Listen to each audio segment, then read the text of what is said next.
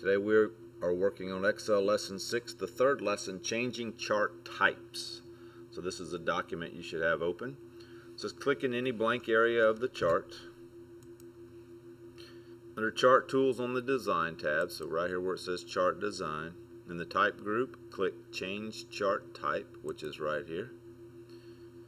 The Change Chart Type dialog box appears, showing the different chart types from which to choose.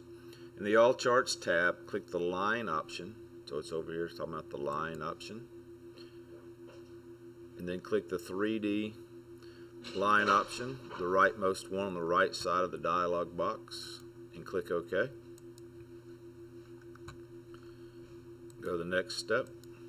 Under Chart Tools on the Design tab in the Type group, click Change Chart Type again. In the All Charts tab, click the Pie option on the left, and then click the Pie option. It's right here, and then click OK. See, it changed it to a pie chart. Go to the next one. Under Chart Tools in the Design tab in the Type group, click Change Type again. Click the Clustered Column option with the calendar months on the horizontal axis, the one on the left, and click OK. So there are columns, here's your clustered columns, the one on the left, click OK. Mark that as answered, submit.